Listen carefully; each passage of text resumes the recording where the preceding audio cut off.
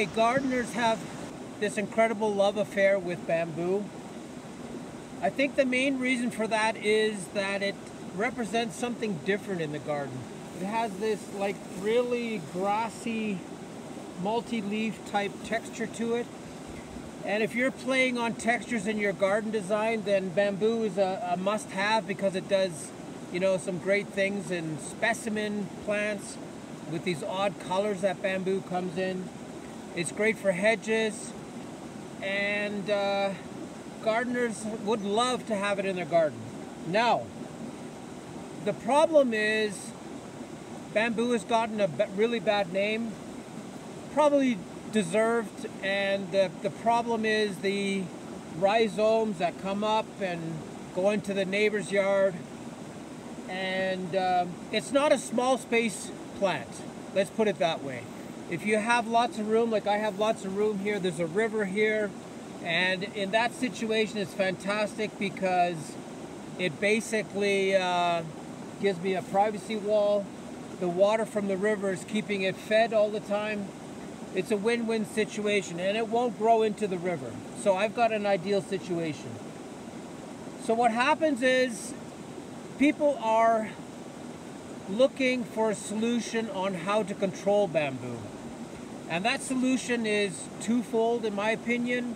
The first is always buy a clumping bamboo, which will limit your varieties that you can use, but at least if you're in a small space, you can try to control that clumping variety. Rhizomes will just basically go underneath the river here and come up on the other side somewhere, and it's very complicated to control.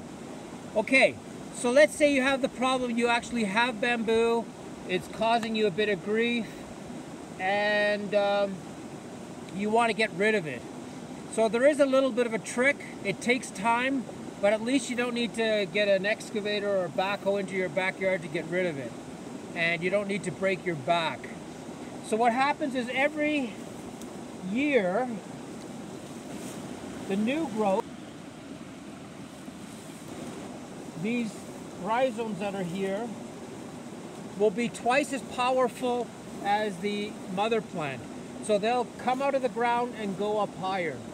So the idea is to cut the mother plant down now with the leaves, and these guys, these rhizomes that are coming up, let them grow all the way out. Let them grow as high as they can. Let them use all the nutrients that they have and all the energy they have to grow as big as they can.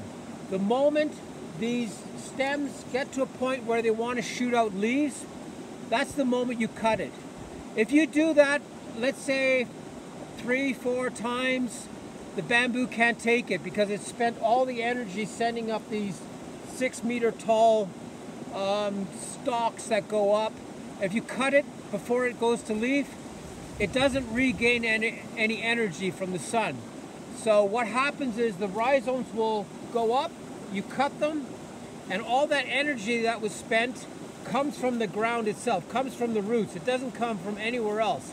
So if you do that a couple of times, you will burn the bamboo out. You will basically eliminate the bamboo's energy source, and it can't do its sending these massive rhizomes out again. So if you keep doing that, that's the easiest way to do it. I'm not saying it's easy, I'm just saying that is the most logical way, and that will help you, you know, understand that there is a chance to keep bamboo in control. One last thing is bamboo, we have to really consider it the plant of the future. It's used for all kinds of building materials, textiles, but that's for me not the most important feature. The most important thing is that this plant, with this incredible surface area of leaves, has an incredible ability to capture CO2 and release it as oxygen. So when the Earth's atmosphere gets really polluted, this guy, this bamboo, is going to be our savior. And the next generation has to be completely made aware of that bamboo in large jungle-like settings will change the world's atmosphere and climate.